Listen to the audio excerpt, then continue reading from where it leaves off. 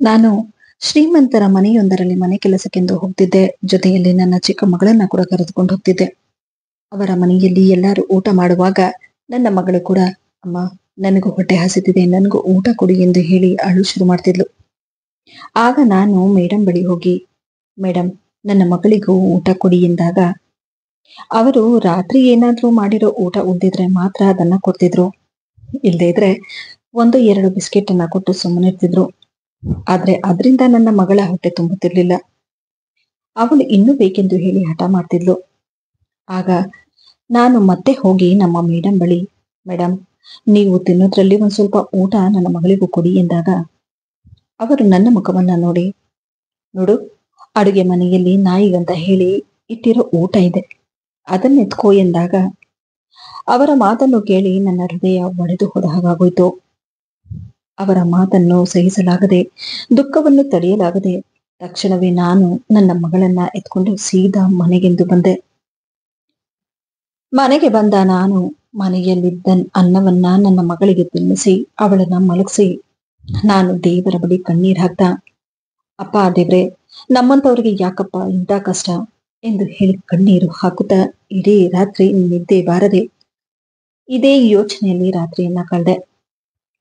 ಆದ್ರೆ ಹೊಟ್ಟೆಪಾಡಿಗಾಗಿ ನಾವು ದುಡಿಯಲೇಬೇಕಾಗಿತ್ತು. ಹಾಗಾಗಿ ಮತ್ತೆ ಬೇರೆ ದಿನವೇ ನಾನು ಕೆಲಸಕ್ಕೆಂದು ಹೊರಟೆ. ಆದ್ರೆ ಅಲ್ಲಿ ಹೋದ ನನಗೆ ಅಲ್ಲಿಯ ದೃಶ್ಯವನ್ನು ನೋಡಿ ಒಂದು ಕ್ಷಣಕ್ಕೆ ನಾನೇ ಬೆಚ್ಚಿಬಿದ್ದೆ. ನಾನು ಕೆಲಸ ಮಾಡೋ ಮೇಡಂ ಮನೆ ತುಂಬಾ ಅಕ್ಕಪಕ್ಕದವರೆಲ್ಲ ಇರುವುದನ್ನು ನೋಡಿ ಒಂದು ಕ್ಷಣಕ್ಕೆ ನಾನೇ ಬೆಚ್ಚಿಬಿದ್ದೆ. ಮನೆಯಲ್ಲಿದ್ದ ಕೆಲಸವನ್ನೆಲ್ಲ ಮುಗಿಸಿ ನನಗೆ ಆಯಾಸ ಹೆಚ್ಚಾಗಿರೋದ್ರಿಂದ ನಾನು ಮಲಗಲು ಹೋದೆ. ಅಷ್ಟರಲ್ಲಿ ನನ್ನ ಮಗಳು ಹೊಟ್ಟೆ ಹಸಿವಿನಿಂದ ಒಂದೇ ಸಮನೆ ಅಳುತ್ತಿದ್ಲು. ಎಷ್ಟೇ ಸಮಾಧಾನ ಮಾಡಿದ್ರೂ ಅವಳು ಮಾತ್ರ ಸಮಾಧಾನವಾಗುತ್ತಿರ್ಲಿಲ್ಲ. ತಕ್ಷಣವೇ ನಾನು ನನ್ನ ಗಂಡನ ಬಳಿ ಹೋಗಿ, ರೀ, ಮಗು ತುಂಬಾ ಅಳ್ತಿದೆ, ಸೆರೆಲೆಕ್ಸ್ ಪೌಡರ್ ಬೇಕು ಎಂದಾಗ ಕೋಪದಿಂದ ನನ್ನ ಗಂಡ, ಇಷ್ಟೊತ್ತಿಗೆ ಹೋಗಿ ಸೆರೆಲೆಕ್ಸ್ ತಗೊಂಡು ಬಾ ಅಂತಂದ್ರೆ ಎಲ್ಲಿಂದ ತರೋದಕ್ಕಾಗುತ್ತೆ? ಹೋಗಿ ಮಗುನ ಸಮಾಧಾನ ಮಾಡಿ ಮಲಗಿಸು ಎಂದು ಹೇಳಿ ನನ್ನ ಗಂಡ ಕೋಪದಿಂದ ಹಾಲಿಗೆ ಹೋಗಿ ಮಲಗಿಬಿಡ್ತಾರೆ. ಇನ್ನು ಮದುವೆಯಾಗಿ 2.5 ವರ್ಷವಾಗಿದ್ದ ನಾನು ಅಲ್ಲಿ ನರಕವನ್ನ ನೋಡಿದೆ. ನನ್ನ ಗಂಡನಿಗಂತೂ ಹೆಂಡತಿ ಮಕ್ಕಳು ಅನ್ನೋ ನೆನಪೇ ಇಲ್ಲ ಅನ್ನೋ ಹಾಗಿರ್ತಿದ್ರು. ಅವರಿಗೆ ನನ್ನ ಅವಶ್ಯಕತೆ ಇದ್ದಾಗ ಮಾತ್ರ ನನ್ನ ಜೊತೆ ಇರ್ತಿದ್ರು. ಅವರ ಅವಶ್ಯಕತೆ ಮುಗಿದ ನಂತರ ಅವರು ನನ್ನನ್ನ ಒಬ್ಬ ಕೆಲಸದವಳ ಹಾಗೆ ನೋಡ್ತಿದ್ರು. ನನಗೆ ಇದೊಂದು ರೀತಿಯ ವನವಾಸವಾಗಿ ಹೋಗಿತ್ತು. ಎಷ್ಟೇ ಸಮಾಧಾನ ಮಾಡಿದ್ರು ನನ್ನ ಮಗಳು ಮಾತ್ರ ಅಳೋದನ್ನ ಮಾತ್ರ ನಿಲ್ಲಿಸ್ಲಿಲ್ಲ. ಧೈರ್ಯ ಮಾಡಿ ನಾನು ಹಾಲ್ನಲ್ಲೇ ಮಲಗಿದ್ದ ನನ್ನ ಗಂಡನ ಬಳಿ ಹೋಗಿ, ರೀ, ನಾನು ಎಷ್ಟೇ ಸಮಾಧಾನ ಮಾಡಿದ್ರು ಮಗು ಅಳೋದನ್ನ ನಿಲ್ಲಿಸ್ತಿಲ್ಲ, ಹೇಗಾದ್ರೂ ಮಾಡಿ ಹೊರಗಡೆಯಿಂದ ಮಗುಗೆ ಸೆರೆಲೆಕ್ಸ್ ತಂದುಕೊಡಿ ಎಂದಾಗ ಕೋಪದಿಂದ ನನ್ನ ಗಂಡ, ನಿನಗೇನ್ ತಲೆ ಕಿತ್ತಿದ್ಯಾ? ಬೆಳಗ್ಗೆಯಿಂದ ಹೇಳೋದಕ್ಕಾಗಿಲ್ವಾ? ಇಷ್ಟೊತ್ತಲ್ಲಿ ಹೋಗಿ ಎಲ್ಲಿಂದ ತರೋದಕ್ಕಾಗುತ್ತೆ?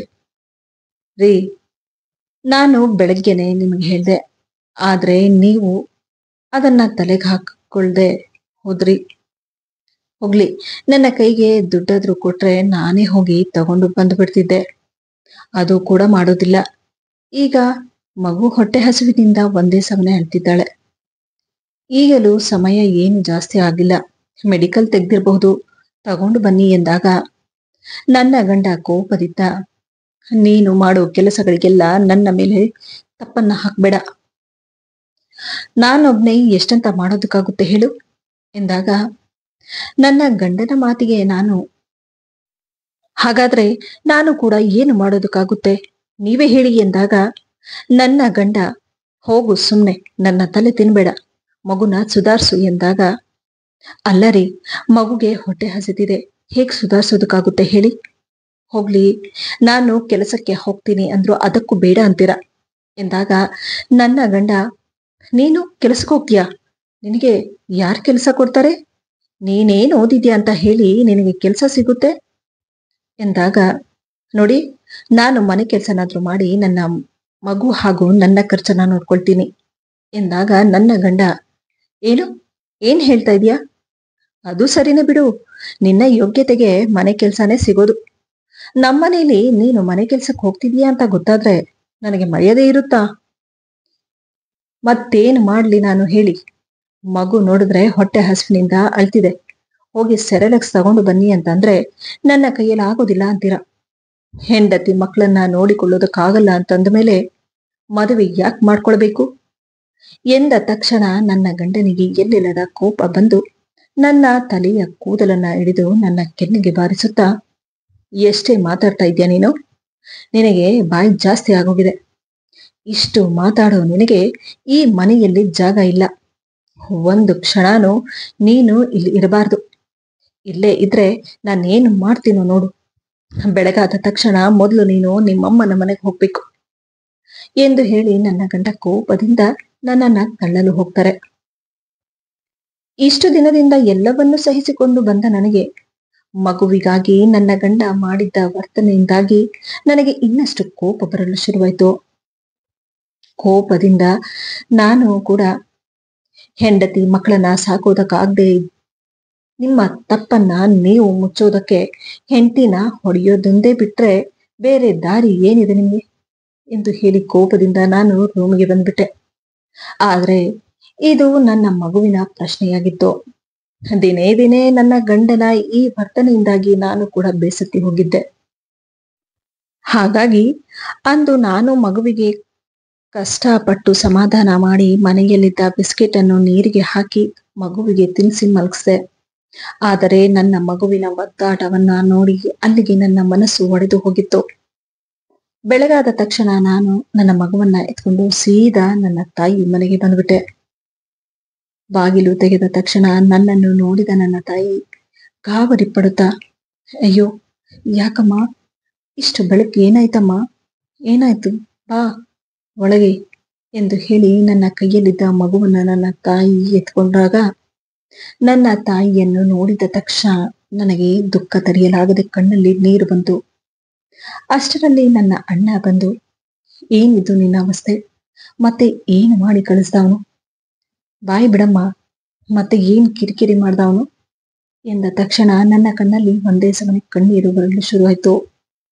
ಅಮ್ಮ, ಮಗುಗೆ ತುಂಬಾ ಹಸಿವಾಗಿದೆ, ಮನೆಯಲ್ಲಿ ಒಂದು ಗ್ಲಾಸ್ ಹಾಲಿದ್ರೆ ಕೊಡು ಎಂದಾಗ ನನ್ನ ತಾಯಿ, ಅಯ್ಯೋ ದೇವ್ರೆ, ಯಾಕೆ ಹಾಗೆ ಕೇಳ್ತಿದೀಯಾ, ಇದು ನಿನ್ನ ಮನೆ ಕಣಮ್ಮ, ಈ ರೀತಿ ಯಾಕೆ ಕೇಳ್ತಾ ಇದೀಯಾ, ಬಾ ಮೊದಲು ನೀನು ಸೋಫಾ ಮೇಲೆ ಕುಂತ್ಕೋ, ಮಗುನ ನಾನು ನೋಡ್ಕೊಳ್ತೀನಿ ಎಂದಾಗ ಅಷ್ಟರಲ್ಲಿ ಅಣ್ಣ ನನ್ನ ಈ ಪರಿಸ್ಥಿತಿಯನ್ನು ನೋಡಿ, ನೀನು ಬಾಯಿ ಬಿಡ್ತೀಯೋ ಅಥವಾ ನಾನೇ ಮನೆ ಹತ್ರ ಹೋಗ್ಬಿಟ್ಟು ಬರ್ಲೋ, ಅವನನ್ನ ಹೀಗೆ ಬಿಟ್ರೆ ಇನ್ನು ಏನೇನು ಮಾಡ್ತಾನೋ ಗೊತ್ತಿಲ್ಲ, ಏನಿದು ಕೆನ್ನೆ ಎಲ್ಲ ಇಷ್ಟು ಕೆಂಪಗಾಗಿದೆ, ಇದರಿಂದ ಗೊತ್ತಾಗುತ್ತೆ ಮತ್ತೆ ಏನೋ ಹೊಡೆದಾಟ ಮಾಡಿದಾನೆ ಅಂತ ಹೇಳಿ ಎಂದಾಗ, ಅಣ್ಣ ನೀನ್ ಅಲ್ಲಿಗೆ ಹೋಗೋದ್ರಿಂದ ಏನು ಪ್ರಯೋಜನ ಇಲ್ಲ, ಮತ್ತೆ ಏನಾಯ್ತು ಹೇಳಮ್ಮ ಎಂದಾಗ ಅಷ್ಟರಲ್ಲಿ ನನ್ನ ತಾಯಿ ಬಂದು, ನೋಡು ರೇವತಿ, ಏನಾಯ್ತು ಅಂತ ನೀನು ಹೇಳ್ತಾ ಇದ್ರೆ ನಮ್ಗೆ ಹೇಗ್ ಗೊತ್ತಾಗುತ್ತೆ ಹೇಳು, ಸರಿ ಬಾ ಮೊದಲು ಕೈ ಕಾಲು ಮುಖ ತೊಳ್ಕೊಂಡು ಸ್ವಲ್ಪ ಏನಾದ್ರೂ ತಿಂಡಿ ತಿನ್ನು, ಆಮೇಲೆ ಸಮಾಧಾನವಾಗಿ ಏನ್ ನಡೀತಂತ ಹೇಳಿಯ ಎಂದಾಗ ನನ್ನ ಪರಿಸ್ಥಿತಿಯನ್ನು ನೋಡಿ ನನ್ನ ತಂದೆ ಹಾಗೂ ನನ್ನ ಅಣ್ಣನಿಗೆ ಎಲ್ಲವೂ ಅರ್ಥವಾಗ್ತಿತ್ತು. ಯಾಕಂದ್ರೆ ನನ್ನ ಮದುವೆಯಾದಾಗಿನಿಂದಲೂ ನಾನು ನನ್ನ ಅತ್ತೆ ಮನೆಯಲ್ಲಿ ಪಟ್ಟ ಕಷ್ಟಗಳು ನನ್ನ ತಾಯಿ ಮನೆಯವರಿಗೆಲ್ಲರಿಗೂ ಗೊತ್ತಿತ್ತು. ಆದರೆ ಇಂದು ನನ್ನ ಬಟ್ಟೆ ಹರಿದಿರುವುದನ್ನು ನೋಡಿದ ನನ್ನ ಅಣ್ಣ ಹಾಗೂ ತಾಯಿಗೆ ಸಹಿಸಲಾಗಲಿಲ್ಲ. ನನಗೂ ಕೂಡ ಆ ಸಮಯಕ್ಕೆ ತಿಂಡಿ ತಿನ್ನುವುದಂತೂ ದೂರದ ಮಾತು. ದಿನೇ ದಿನೇ ಗಂಡನ ಮನೆಯಲ್ಲಿ ನಾನು ಪಡುತ್ತಿದ್ದ ಕಷ್ಟವನ್ನು ನೆನೆದು ನನ್ನ ಮನಸ್ಸು ಒಡೆದು ಹೋಗಿತ್ತು. ಹಾಗಾಗಿ ಕಣ್ಣೀರು ಹಾಕ್ತಾ ನಾನಲ್ಲೇ ಕುಂತಿದ್ದೆ. ಪಕ್ಕದಲ್ಲಿ ಕುಳಿತು ನನ್ನ ತಾಯಿ, ನೋಡಮ್ಮ, ನೀನೇನು ಭಯ ಪಡಬೇಡ, ಈ ಸ್ಥಿತಿಗೆ ಏನು ಕಾರಣ, ಅದು ಏನು ಅನ್ನೋದನ್ನ ನಮ್ಮ ಹತ್ರ ಹೇಳು, ಹೀಗೆ ಇದ್ರೆ ನಾಳೆ ದಿನ ನಿನ್ಗೇನಾದ್ರೂ ಹೆಚ್ಚು ಕಮ್ಮಿ ಮಾಡ್ತಾನವನು, ಇದಕ್ಕೂ ಏನಾದ್ರೂ ಒಂದು ದಾರಿ ಇರುತ್ತೆ, ಹುಡ್ಕೋಣ, ಏನ್ ನಡೀತು ಅನ್ನೋದನ್ನ ನನ್ನ ಹತ್ರ ಹೇಳು ಎಂದಾಗ, ಅಮ್ಮ ಅದೆಲ್ಲ ಏನು ಇಲ್ಲಮ್ಮ, ದಿನ ಇದ್ದಿದ್ದೆ, ಅದು ನಿಮ್ಗೂ ಗೊತ್ತಲ್ವಾ, ಚಿಕ್ಕ ಪುಟ್ಟ ವಿಷಯ ಅಷ್ಟೇ ಎಂದಾಗ ನನ್ನ ತಾಯಿ, ಹೆತ್ತ ತಾಯಿಗೆ ಮಗಳು ಪಡುತ್ತಿರುವ ಕಷ್ಟ ಗೊತ್ತಾಗಲ್ವೇನೆ ಜಿ, ಅವನೆಂತ ಮೃಗ ಅನ್ನೋದು ನಮಗೂ ಚೆನ್ನಾಗಿ ಗೊತ್ತು, ಈ ರೀತಿ ಮಗು ಹಸುವಿನಿಂದ ಇದ್ರು ಹೊರಗೆ ಹಾಕಿದ್ದಾನೆ ಅಂತಂದ್ರೆ ಇದು ಚಿಕ್ಕ ವಿಷಯ ಅಲ್ಲಮ್ಮ. ಅದೇನ್ ಹಣೆ ಬರಹನೋ ನಮ್ದು. ಇರೋ ಒಬ್ಬ ಮಗಳು ಅಂತ ಹೇಳಿ ಅಷ್ಟು ಚೆನ್ನಾಗಿ ಮದುವೆ ಮಾಡ್ಕೊಟ್ರಿ. ಆದ್ರೆ ಇವನು ಇಂತಹ ಮನುಷ್ಯ ಅಂತ ನನ್ಗೆ ಗೊತ್ತಿರ್ಲಿಲ್ಲ ಎಂದು ಹೇಳಿ ನನ್ನ ತಾಯಿ ಕಣ್ಣೀರು ಹಾಕಿದ್ದನ್ನ ನೋಡಿ ದುಃಖ ತಡೆಯಲಾಗದೆ ನಾನು ಕೂಡ, ಹೌದಮ್ಮ, ಏನಂತ ಹೇಳಿ ಹೇಳು. ಹೆಣ್ಣು ಮಗು ಆಗಿದ್ದೇ ನನ್ನ ಗಂಡನಿಗೆ ದೊಡ್ಡ ಅನಿಷ್ಟ ಅನಿಸ್ಬಿಟ್ಟಿದೆ. 1 ರೂಪಾಯಿ ದುಡಿಯೋದಕ್ಕಂತ ಹೋಗೋದಿಲ್ಲ. ನಾನೇನಾದ್ರೂ ಹೆಚ್ಚು ಕಮ್ಮಿ ಮಾತಾಡಕ್ ಹೋದ್ರೆ ಅತ್ತೆ ಮಾವ ನಂದೇ ತಪ್ಪು ಅನ್ನೋ ಹಾಗೆ ಮಾತಾಡ್ತಾರೆ. ಅದು ಸಾಲದೆ ಇವ್ರು ಈ ರೀತಿ ಇರೋದನ್ನ ನೋಡಿ ನನ್ನ ಮೈದುನ ಹಾಗೂ ಅವನ ಹೆಂಡತಿ ನನ್ನನ್ನ ತುಂಬಾ ಕೇವಲವಾಗಿ ನೋಡ್ತಾರೆ. ಮನೆ ಖರ್ಚನ್ನೆಲ್ಲ ನನ್ನ ಮೈದುನಾನೇ ನೋಡ್ಕೊಳ್ತಾ ಇದ್ದಾನೆ. ಇವ್ರು ನೋಡಿದ್ರೆ ಆರಾಮವಾಗಿ ತಿನ್ಕೊಂಡು ಮನೆಯಲ್ಲಿರ್ತಾರೆ. ಮಗುಗ್ ಹಾಲ್ ಬೇಕು ಅಂತಂದ್ರು ನಿಮ್ಮ ಅಪ್ಪನ ಮನೆಗೆ ಹೋಗು ಅಂತಾರೆ. ಮದುವೆಯಾದಾಗ್ನಿಂದ ನಾನು ಎಷ್ಟಂತ ಸಹಿಸ್ಕೊಂಡು ಬರ್ಲಿ ಹೇಳು. ಮೈದುನನ ಹೆಂಡತಿ ನೋಡಿದ್ರೆ, ಅಕ್ಕ, ಎಷ್ಟು ದಿನ ಅಂತ ಹೀಗೆ ಇರ್ತೀರಾ ಹೇಳಿ. ಮನೆ ಖರ್ಚನ್ನೆಲ್ಲ ನನ್ನ ಗಂಡನೇ ನೋಡ್ಕೊಳ್ಬೇಕು ಅಂತಂದ್ರೆ ಆಗೋದಿಲ್ಲ. ನೋಡಿ, ನಮಗೂ ನಮ್ದೇ ಆದ ಖರ್ಚುಗಳಿರುತ್ತೆ. ಅಣ್ಣನಿಗೆ ನೀವು ಹೇಳಿ ಕೆಲಸಕ್ಕೆ ಕಳ್ಸೋದಲ್ವಾ. ಹೀಗೆ ನಡೀತಾ ಇದ್ರೆ ಆಗೋದಿಲ್ಲ. ನೀವು ಸ್ವಲ್ಪ ಯೋಚನೆ ಮಾಡ್ಬೇಕು. ಒಬ್ರೇ ಮನೆ ಖರ್ಚನ್ನ ಎಷ್ಟು ನೋಡ್ಕೊಳ್ಳೋದಕ್ಕಂತ ಆಗುತ್ತೆ ಹೇಳಿ. ಎಲ್ಲ ನಾವು ಹೇಳಿ ಹೇಳಿ ಮಾಡ್ಸೋದಕ್ಕಾಗುತ್ತಾ ಅನ್ನೋ ಚುಚ್ಚು ಮಾತುಗಳನ್ನ ಹೇಳ್ತಾಳೆ. ಅವಳು ಎಷ್ಟೇ ಮಾತನಾಡಿದ್ರು ಅತ್ತೆ ಮಾತ್ರ ಏನು ಕೇಳಿಸ್ಕೊಂಡೇ ಇಲ್ಲ ಅನ್ನೋ ಹಾಗೆ ಸುಮ್ಮನೆ ಇರ್ತಾರೆ. ನನಗಂತೂ ಸಾಕಾಗೋಗಿದೆ. ನಾನು ಹಾಗೂ ಹೀಗೋ ಸಹಿಸ್ಕೊಂಡು ಹೋಗ್ತಿದ್ದೀನಿ. ಆದ್ರೆ ಮಗು ಹೊಟ್ಟೆ ಹಸಿವಿನಿಂದ ಅಳ್ತಿದ್ರು ಮಗುಗೆ ಪೌಡರ್ ಕೂಡ ತಂದು ಕೊಡೋದಿಲ್ಲ. ಮನೆಗೆಲ್ಲಿದ್ದ ಹಾಲನ್ನೇ ಕುಡಿಸ್ತಾ ಬರ್ತಿದ್ದೆ. ಅದನ್ನು ನನ್ನ ಮೈದನ ಹೆಂಡತಿ ನಿಲ್ಲಿಸ್ಬಿಟ್ಲು. ಬರ್ತಾ ಬರ್ತಾ ಮನೆಯಲ್ಲಿ ತುಂಬಾ ಕಷ್ಟ ಆಗೋಗಿದೆ. ಆ ಮನೆಯಲ್ಲಿ ಒಬ್ಬೊಬ್ಬರು ಒಂದೊಂದು ರೀತಿ ನನ್ನನ್ನ ನೋಡ್ತಾರೆ. ನಮಗೋಸ್ಕರ ಅಲ್ದೆ ಹೋದ್ರು ಮಗುಗೋಸ್ಕರನಾದ್ರೂ ಅವರು ಕೆಲಸಕ್ಕೆ ಹೋಗೋದಲ್ವಾ. ನನ್ನ ಕಷ್ಟನ ಯಾರತ್ರ ಅಂತ ಹೇಳಿ. ಕೆಲಸಕ್ಕೆ ಹೋಗಿ ಅಂತ ಅಂದ್ರೆ ಹೊಡಿತಾರೆ. ಹೊಡೆದು ಮನೆಯಿಂದ ಹೊರಗೆ ಹಾಕ್ತಾರೆ. ಸೆರಲಿಕ್ಸ್ ಖಾಲಿಯಾಗಿದೆ ಅಂತ ಬೆಳಗ್ಗೆನೆ ಹೇಳ್ದೆ. ತರೋದಕ್ಕೆ ದುಡ್ಡಿಲ್ಲ ಅಂತ ಹೇಳಿ ಅದನ್ನು ತಂದಿಲ್ಲ. ಹೊಟ್ಟೆ ಹಸುವಿನಿಂದ ಮಗು ಅಳ್ತಿದೆ, ಹೋಗಿ ತಗೊಂಡು ಬನ್ನಿ ಅಂತ ಅಂದ್ರೆ ಹೊಡೆದು ಮನೆಯಿಂದ ಹೊರಗೆ ಹಾಕಿದ್ರು ಎಂದಾಗ ನನ್ನ ಅಣ್ಣ, ಎಂತ ಕಟುಕ ಇರಬಹುದು ಅವನು. ಇದನ್ನ ಇಲ್ಲಿಗೆ ಬಿಟ್ರೆ ಸರಿ ಹೋಗಲ್ಲ. ಒಳ್ಳೆ ಮಾತಲ್ಲಿ ಹೇಳಿ ನಮಗೂ ಸಾಕಾಗ್ತಿದೆ. ಅವನು ಮಾತ್ರ ಮಾಡಿದ್ದನ್ನೇ ಮಾಡ್ತಿದ್ದಾನೆ. ಅವನನ್ನ ಇಲ್ಲಿಗೆ ಕರೆಸಿ ಮುಂದೆ ಏನು ಮಾಡಬೇಕು ಅದನ್ನ ಮಾಡೋಣ ಎಂದಾಗ ನನ್ನ ತಾಯಿ ಕೂಡ, ಎಂತ ಕ್ರೂರಿ ಇರಬಹುದು ಅವನು. ಮಗು ಇದೆ ಅನ್ನೋದು ಕೂಡ ಯೋಚನೆ ಮಾಡ್ತೀರಾ ಯಾವ ರೀತಿ ಮನೆಯಿಂದ ಹೊರಹಾಕಿದ ಅಂತಂದ್ರೆ ನಿಜವಾಗ್ಲೂ ಮುಂದೆ ಇವನು ಜೀವನ ಮಾಡ್ತಾನ. ಹೆಣ್ಣು ಹೆತ್ತವರ ಕಷ್ಟ ಯಾರಿಗಂತ ಹೇಳೋದು. ಹೆಣ್ಣು ಮಕ್ಕಳಿಗೆ ಮದುವೆ ಮಾಡ್ಬೇಕು ಅಂದ್ರೆ ಭಯ ಆಗುತ್ತೆ. ಬೇಡಮ್ಮ ಬೇಡ, ಜೀವ ಒಂದಿದ್ರೆ ಎಲ್ಲಿ ಬೇಕಾದ್ರೂ ಬದುಕಬಹುದು. ಆದ್ರೆ ನಾಳೆ ದಿನ ಏನಾದ್ರೂ ಹೆಚ್ಚು ಕಮ್ಮಿ ಮಾಡ್ಬಿಟ್ರೆ ಅವನು, ನಿನ್ನನ್ನ ಕಳ್ಕೊಂಡು ನಾವು ಚೆನ್ನಾಗಿರೋದಕ್ಕಾಗುತ್ತಾ. ಇಷ್ಟು ದಿನದಿಂದ ನಾವು ಕೂಡ ಸುಮ್ಮನೆ ಇರ್ತಿದ್ವಿ.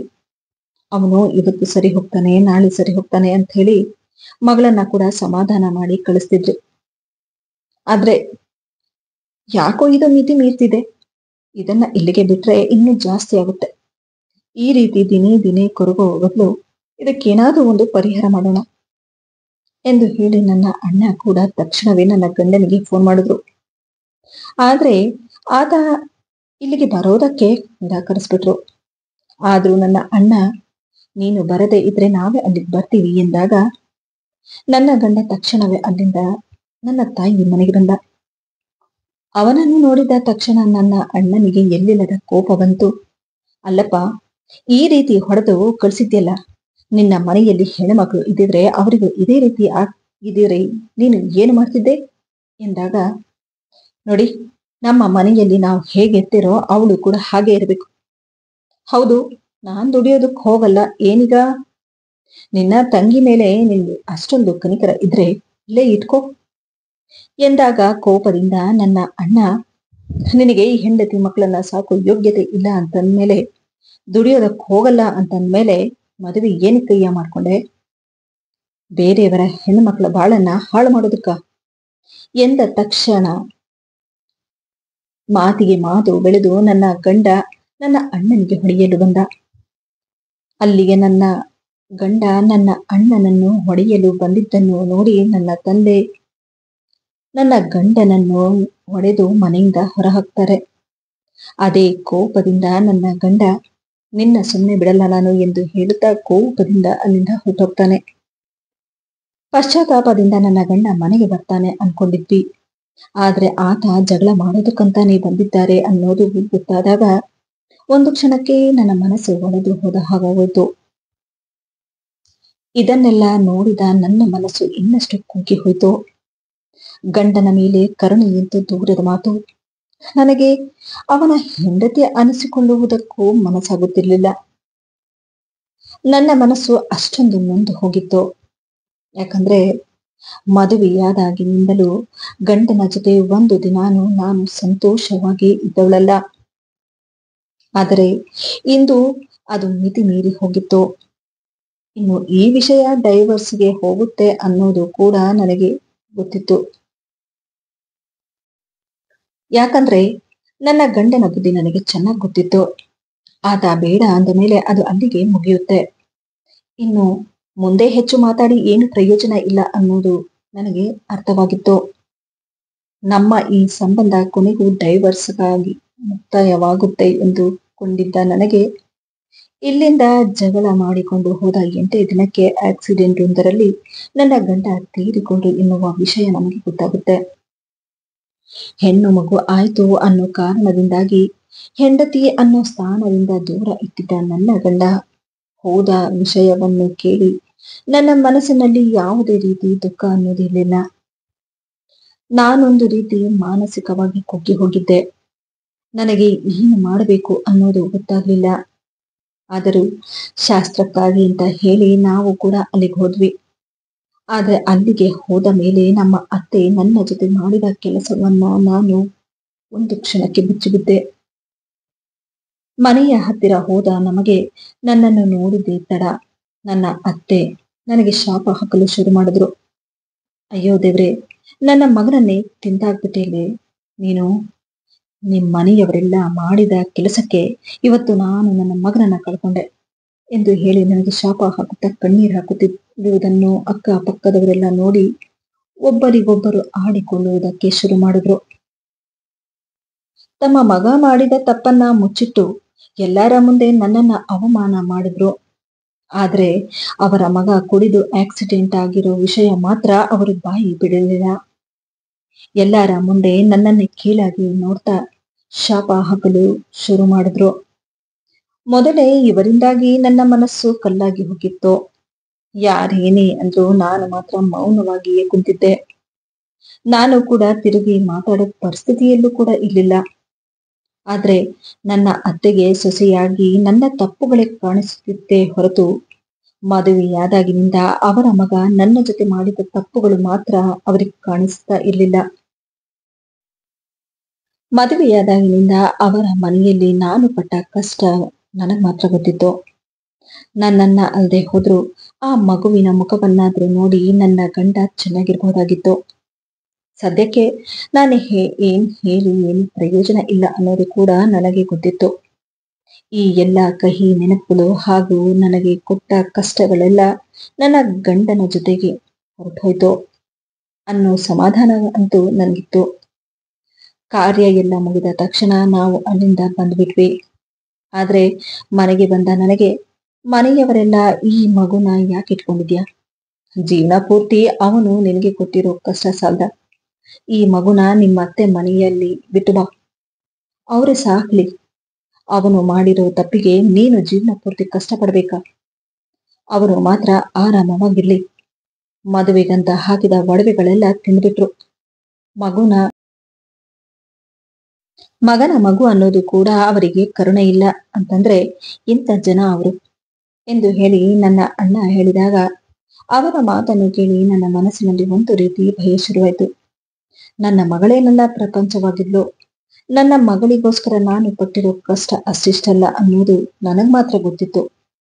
ಆಸ್ಪತ್ರೆಯಲ್ಲಿದ್ದಾಗ ನನಗೆ ಹೆಣ್ಣು ಮಗು ಆಯ್ತು ಅನ್ನೋ ಒಂದೇ ಒಂದು ಕಾರಣಕ್ಕಾಗಿ ನನ್ನ ಗಂಡ ನನ್ನ ಮಗಳು ಹಾಗೂ ನನ್ನನ್ನ ನೋಡೋದಕ್ಕೆ ಬರ್ತಿರ್ಲಿಲ್ಲ. ಅಂತಹ ಸಮಯದಲ್ಲಿ ನಾನು ಪಟ್ಟ ನೋವು ನನಗ್ ಮಾತ್ರ ಗೊತ್ತು. ಅಂತಹದ್ರಲ್ಲಿ ಮಗಳನ್ನು ಅತ್ತೆ ಮನೆಯಲ್ಲಿ ಬಿಟ್ಟು ಬಾ ಅಂತ ಅಂದಾಗ ನನ್ನ ಮನಸ್ಸಂತೂ ಭಯದಿಂದ ಆವರಿಸಿಕೊಂಡಿತು. ಏನೇ ಆಗ್ಲಿ, ನನ್ನ ಮಗಳಿಗೋಸ್ಕರನೇ ನಾನು ಬದುಕಿರೋದು. ಅವಳನ್ನ ಅಲ್ಲಿ ಬಿಡಬಾರದು ಅನ್ನೋ ನಿರ್ಧಾರವನ್ನ ಮಾಡಿ ನನ್ನ ಮನಸ್ಸನ್ನು ಗಟ್ಟಿ ಮಾಡ್ಕೊಂಡು ನನ್ನ ಮಗಳನ್ನ ನಾನೇ ಸಾಕ್ತೀನಿ ಅನ್ನೋ ನಿರ್ಧಾರವನ್ನ ಮಾಡಿದೆ. ಆದ್ರೆ ದಿನಗಳು ಕಳೆದ ಹಾಗೆ ನನ್ನ ಮಗಳು ಕೂಡ ಬೆಳೀತಾ ಬಂದ್ಲು. ನನ್ನ ಅಣ್ಣನಿಗೂ ಮದುವೆ ಫಿಕ್ಸ್ ಆಯ್ತು. ನನ್ನ ಅಣ್ಣನಿಗೂ ಮದುವೆಯಾಗುವವರೆಗೂ ಎಲ್ಲವೂ ಸರಿ ಇತ್ತು. ಅವನ ಮದುವೆಯಾದ 2 ತಿಂಗಳಿಗೆ ನಮ್ಮ ಮನೆಯಲ್ಲಿ ಚಿಕ್ಕ ಪುಟ್ಟ ವಿಷಯಕ್ಕೆಲ್ಲ ಮನಸ್ತಾಪ ಬರಲು ಶುರುವಾಯ್ತು. ಮದುವೆಯಾದ ಹೆಣ್ಣಿಗೆ ಅತ್ತೆ ಮನೆಯಲ್ಲಿ ಅತ್ತೆ ಸರಿ ಇಲ್ಲದೆ ಹೋದ್ರು ತಾಳಿ ಕಟ್ಟಿದ ಗಂಡ ಚೆನ್ನಾಗಿದ್ರೆ ಹೆಣ್ಣು ಮಕ್ಕಳು ಕೂಡ ಸಂತೋಷವಾಗಿ ಜೀವನ ಸಾಗಿಸಬಹುದು. ಆದ್ರೆ ಗಂಡನೇ ತಂದೆ ತಾಯಿಯ ಪರವಾಗಿ ನಿಂತು ಹೆಂಡತಿನ ಕೀಳಾಗಿ ನೋಡಿದ್ರೆ ಅಂತ ಮನೆಯಲ್ಲಿ ಹೆಣ್ಣಿಗೆ ಮರ್ಯಾದೆ ಇರೋದಿಲ್ಲ ಅನ್ನೋದು ಕೂಡ ನನಗರ್ಥವಾಗಿತ್ತು. ಇನ್ನು ತಂದೆ ತಾಯಿ ಇದ್ದರೂ ಅತ್ತಿಗೆ ಜೊತೆ ಹೊಂದಿಕೊಂಡು ಹೋಗುವುದು ಅಷ್ಟು ಮಟ್ಟಿಗೆ ಸರಿಯಲ್ಲ ಅನಿಸ್ತಿತ್ತು. ಬರ್ತಾ ಬರ್ತಾ ನನಗೂ ಆ ಮನೆಯಲ್ಲಿ ಇರೋದಕ್ಕೆ ಒಂದು ರೀತಿ ಮುಜುಗರ ಅನಿಸ್ತಿತ್ತು. ಮೊದಲೇ ಅತ್ತೆ ಮನೆಯಲ್ಲಿ ಕಷ್ಟಗಳನ್ನ ಅನುಭವಿಸಿ ಬಂದ ನನಗೆ ನನ್ನ ತಾಯಿ ಮನೆಯಲ್ಲಿ ಅಣ್ಣನ ಮದುವೆಯಾದ ಮೇಲೆ ಆ ಮನೆಯಲ್ಲಿ ನಾನಿರುವುದು ಸರಿಯಲ್ಲ ಅನಿಸ್ತಿತ್ತು.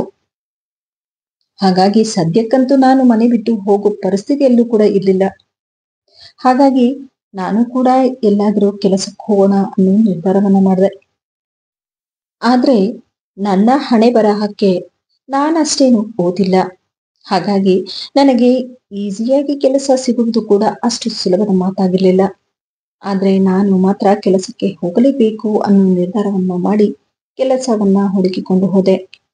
ಹೋಗ್ತಾ ದಾರಿಯಲ್ಲಿ ದೊಡ್ಡದಾದ ಮನೆಯೊಂದರ ಹೊರಗಡೆ ವಾಚ್ಮೆನ್ ಒಬ್ಬ ಕುಳಿತಿರುವುದನ್ನು ನೋಡಿ ಆತನ ಬಳಿಗೆ ಹೋಗಿ ಆತನ ಬಳಿ ವಿಚಾರಿಸಿದಾಗ ಆ ಮನೆಯಲ್ಲಿ ಮನೆ ಕೆಲಸದವರು ಬೇಕು ಅನ್ನೋ ವಿಷಯ ಕೂಡ ಗೊತ್ತಾಗ್ತಿ.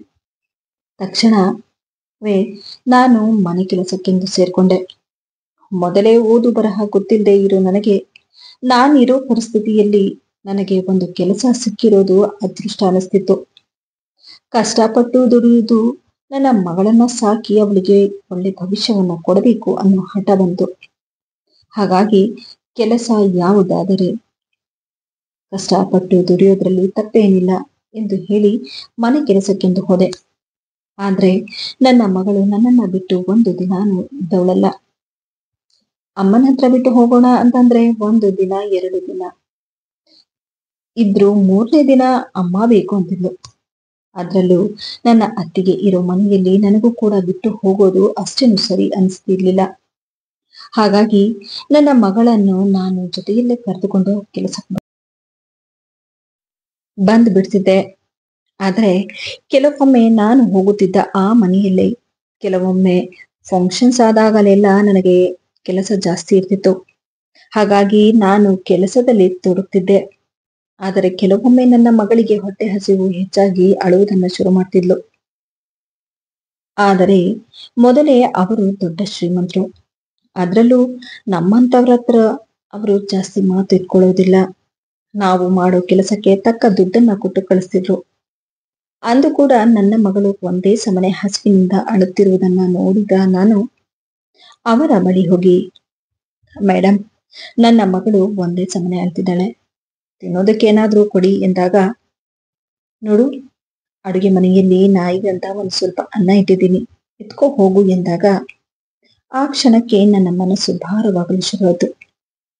ಅವರು ಹೇಳಿದ ಮಾತನ್ನು ಕೇಳಿ ದುಃಖದಿಂದ ಏನು ಹೇಳದೆ ನಾನು ನನ್ನ ಮಗಳನ್ನ ಎತ್ಕೊಂಡು ಸೀದಾ ಮನೆಗೆ ಬಂದ್ಬಿಟ್ಟೆ. ನನ್ನ ಮಗುನ ಎತ್ಕೊಂಡು ಮನೆಗೆ ಬಂದ ನಾನು ಮನೆಯಲ್ಲಿದ್ದ ಅನ್ನವನ್ನ ತಿನ್ನಿಸಿ ಮಗುವನ್ನ ಮಲಗಿಸ್ದೆ. ಆದರೆ ನನ್ನ ಜೊತೆ ನನ್ನ ಮಗು ಕೂಡ ಕಷ್ಟ ಪಡ್ತಿದ್ದಾಳೆ ಅನ್ನೋದು ಮಾತ್ರ ನನ್ನ ಮನಸ್ಸಿಗೆ ಇನ್ನಷ್ಟು ಕಷ್ಟವಾಗ್ತಿತ್ತು. ಆದರೂ ಅಂದು ರಾತ್ರಿ ನನ್ನನ್ನು ನಾನು ಸಮಾಧಾನ ಮಾಡಿಕೊಂಡು ಮತ್ತೆ ಬೇರೆ ದಿನ ಕೆಲಸಕ್ಕೆಂದು ಹೊರಟೆ.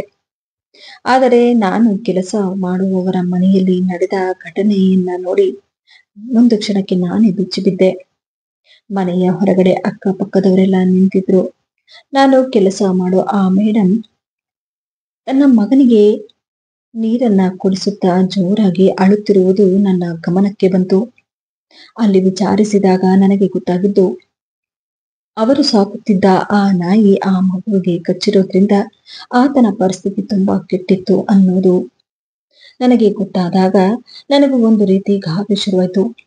ಆದರೆ ಡಾಕ್ಟರ್ ಹೇಳಿರೋ ಪ್ರಕಾರ ಆ ಮಗು ನಾಯಿ ಕಚ್ಚಿರೋದ್ರಿಂದ ಹೆಚ್ಚು ದಿನ ಉಳಿಯಲ್ಲ ಅನ್ನೋ ವಿಷಯ ಗೊತ್ತಾಗಿ ಇನ್ನಷ್ಟು ನನಗೆ ಬೇಜಾರಾಯ್ತು. ನನ್ನನ್ನು ನೋಡಿದ ಮೇಡಮ್, ನೋಡು, ನನ್ನನ್ನ ಕ್ಷಮಿಸು.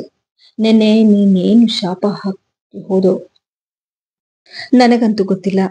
ಆದ್ರೆ ನಿನ್ನ ಮಗು ಜೊತೆ ನಾನ್ ನಡ್ಕೊಂಡಿದ್ದ ರೀತಿ ನೋಡಿದ್ರೆ ಅದು ಎಷ್ಟು ದೊಡ್ಡ ತಪ್ಪು ಅನ್ನೋದು ನನಗೀಗ ಅರ್ಥ ಆಗ್ತಿದೆ. ಮಕ್ಕಳು ಯಾರಾದ್ರೆ ಏನು, ನಿನ್ನ ಮಗಳ ಜೊತೆ ನಾನು ಮಾಡಿದ್ದ ಕೆಲಸಕ್ಕೆ ಇವತ್ತು ನನ್ನ ಮಗುವಿಗಿಂತ ಪರಿಸ್ಥಿತಿ ಬಂದಿದೆ ಅನ್ಸುತ್ತೆ. ನಾನು ಹೇಳಿದ ಮಾತುಗಳಿಂದ ನಿನ್ನ ಮನಸ್ಸಿಗೆ ನೋವಾಗಿದ್ರೆ ದಯವಿಟ್ಟು ನನ್ನನ್ನು ಕ್ಷಮಿಸು. ಮನುಷ್ಯನಿಗೆ ದುಡ್ಡಿಗಿಂತ ಮನುಷ್ಯತ್ವ ಮುಖ್ಯ ಅನ್ನೋದು ನನಗೀಗ ಅರ್ಥ ಆಗ್ತಿದೆ ಎಂದಾಗ ಅವರ ಬಳಿ ಹೋಗಿ ನಾನು, ಮೇಡಮ್, ದಯವಿಟ್ಟು ನೀವು ಈ ರೀತಿ ನನ್ನ ಮುಂದೆ ಕೈ ಮುಗಿದು ಕ್ಷಮೆ ಕೇಳಬೇಡಿ. ನಾನು ಯಾವುದೇ ರೀತಿ ಶಾಪನ ಹಾಕಿಲ್ಲ ಎಂದಾಗ ನನ್ನ ಮಾತಿಗೆ ಅವರು, ನೋಡು, ನಾನು ಮಾಡಿದ ತಪ್ಪಿಗೆ ನನ್ನ ಮಗ ಶಿಕ್ಷೆ ಅನುಭವಿಸ್ಬೇಕಾಗಿ ಬಂತು. ನೋಡು, ಇವತ್ತಿನಿಂದ ನಿನ್ನ ಮಗಳ ಪ್ರತಿಯೊಂದು ಖರ್ಚು ನಂದೇ. ಇವತ್ತಿನಿಂದ ನಿನ್ನ ಮಗಳ ಬೇಕು ಬೀಳದಿಂದ ಹಿಡಿದು ಅವಳ ಓದು ಮುಗಿಯುವವರೆಗೂ ಎಲ್ಲ ಖರ್ಚನ್ನ ನಾನೇ ನೋಡ್ಕೊಳ್ತೀನಿ. ಇನ್ನು ಮುಂದೆ ನೀನು ಮಗಳಿಗೋಸ್ಕರ ಇನ್ನೂ ಕಷ್ಟಪಡ ಬೇಡ ಎಂದು ಹೇಳಿ ಭವಿಷ್ಯ ಅವರಿಗೆ ಅವರ ತಪ್ಪಿನ ಅರಿವಾಯ್ತು ಅನ್ಸುತ್ತೆ. ಹೀಗೆ ಕಾಲ ಕಳೆದ ಹಾಗೆ ನನ್ನ ಮಗಳು ಸೆಕೆಂಡ್ PUC ಮುಗಿಸಿ ಫಸ್ಟ್ ಕ್ಲಾಸ್ ಅಲ್ಲಿ ಪಾಸ್ ಆಗಿ ಮುಂದೆ ಟೀಚರ್ ಕೋರ್ಸ್ ಮಾಡುವುದಕ್ಕೂ ಅವರೇ ಸಹಾಯ ಮಾಡಿದ್ರು. ನನ್ನ ಮಗಳಿಗೋಸ್ಕರ ಇಷ್ಟೆಲ್ಲ ಮಾಡಿದ ಅವರ ಮನಸ್ಸಿನಲ್ಲಿ ತಮ್ಮ ಮಗನ ಬಗ್ಗೆ ಆ ನಾಯಿ ಕಚ್ಚಿರೋದ್ರಿಂದ ಅವರ ಮಗ ಒಂದು ರೀತಿ ಹುಚ್ಚನಾಗಿ ಮನೆಯಲ್ಲಿರೋ ಪರಿಸ್ಥಿತಿ ಬಂದಿರುವುದು ಅವರ ಮನಸ್ಸಿನಲ್ಲಿ ಸದಾ ಕಾಡುತ್ತಾ ಅದೊಂದು ರೀತಿ ಕೊರಗಾಗಿಯೇ ಉಳಿದುಬಿಟ್ಟಿತು.